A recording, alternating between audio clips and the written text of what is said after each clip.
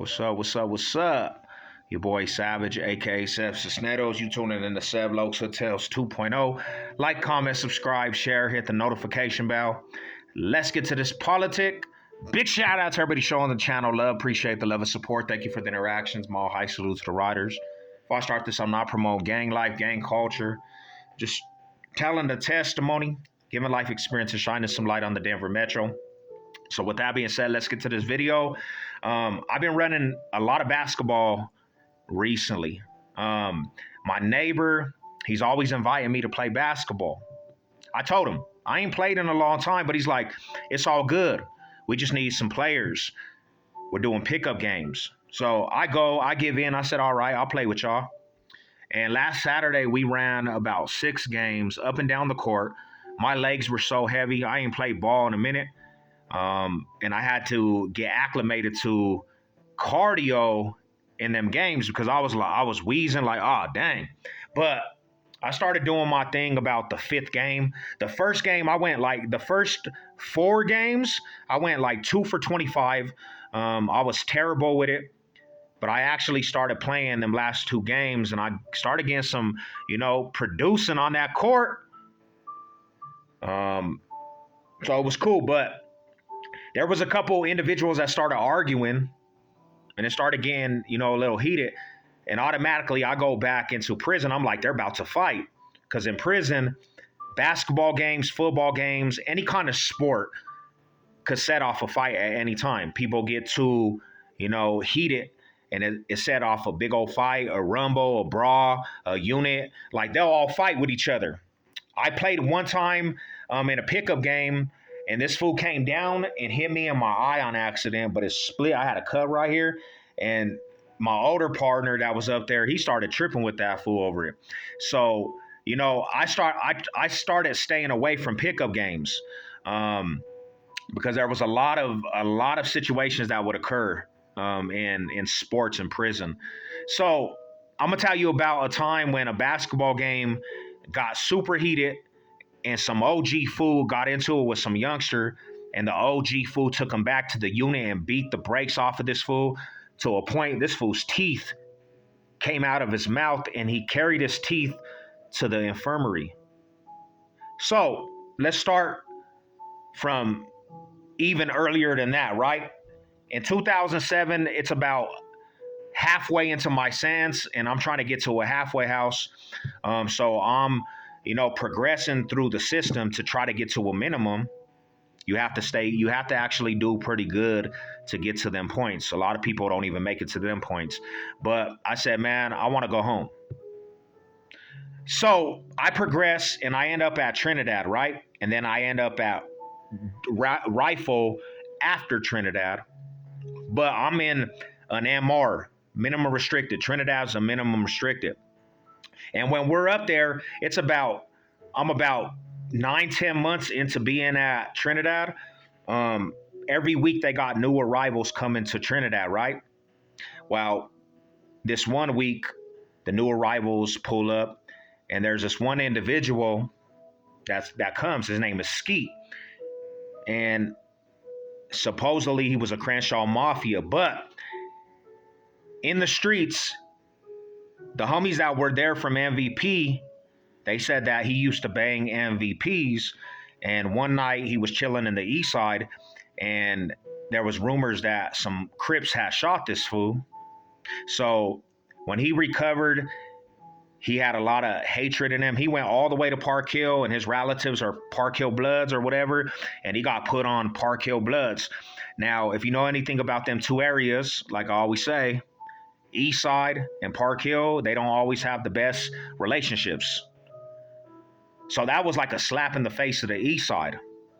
But then again, he got shot by some East Side Crips, so he went all the way and did the unthinkable. He went from an East Side neighborhood and got put on Park Hill. So the East Side all around just had a bad taste for this fool. I end up leaving Trinidad. I don't know what aspired over there. I don't know if they got at him because they were talking about getting at him. I leave. I go to Phoenix. I go to the minimum, and then I go to the Phoenix Center. So I left prison. I left Trinidad, and then I went to the minimum, and then I went to Phoenix Center, and then I got regressed back to prison, and then I went to Ban County, and I'm at Ban County for about 9 months, and then all of a sudden that fool Skeet rose up to Ben County Correctional Facility. And as soon as he rode up to Ben County Correctional Facility, the East Side homies started talking. Oh yeah, that fool used to ride with the East Side. He busted up. So they already had a bad taste in their mouth for the situation. There wasn't too many Park Hill fools up there, so automatically that put the fool Skeet in a bad predicament on that yard because the East Side fools were deep over there. So this is where the story begins. We have Night Yard in Ban County. They have a big gym, and that's closer to like 5, 6. That's closer to them units over there on the East Side. Well, there's a smaller vicinity in Ban County by the 7-8 side. It's like a smaller gym. They got cables, machines. They got different. It's like the smaller gym, and then they got a half court basketball rim in there. So we all go. They're like, let's play some ball tonight. So they get a couple people that want to play some ball, pickup game. And there's a OG homie. His name's Savion, Big Monster from Trey Trey. He forms the team, and there's about 5 of us in there, and it's a whole Crip team. Let's just put it out there. It's a whole Crip team.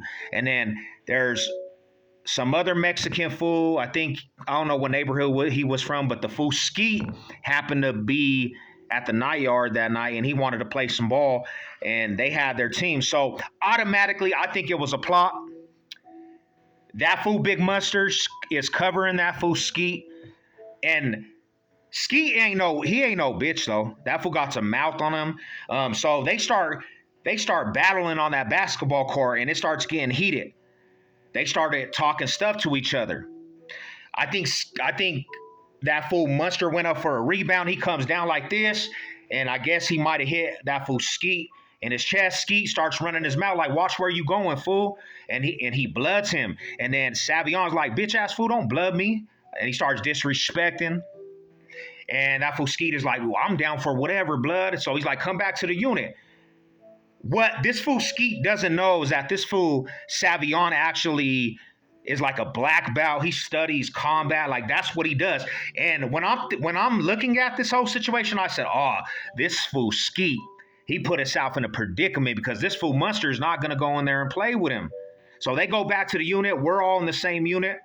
And when you walk into the unit, I'm in 7, and on that right side is my cell, but there's an ice chest where you can get some ice cubes. And then there's a room right there. Skeet goes in.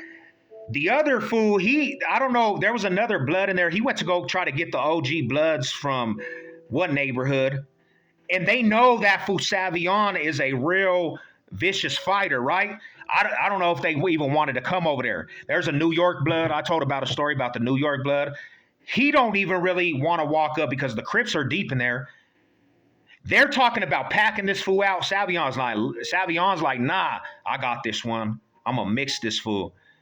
All of a sudden, he goes into that right. Ski goes in first. He goes in after Ski. They shut the door for nobody could get out. And you started seeing that fool Savion slam this fool on his head. Boom, he got on top of him. He just boom, boom, boom, boom. He started mixing this fool. Ski is under him, and he can't do nothing because the fool Savion's too big and he's too powerful.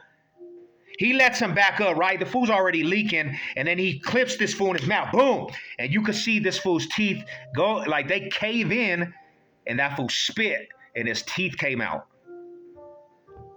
His teeth fly out. Savion knows he already has him. So he kind of just lets him get a part. He's like, "You want some more?" That fool Skeet's like, "No more, no more." And that fool, he's leaking. He went and picked up his teeth in his hands.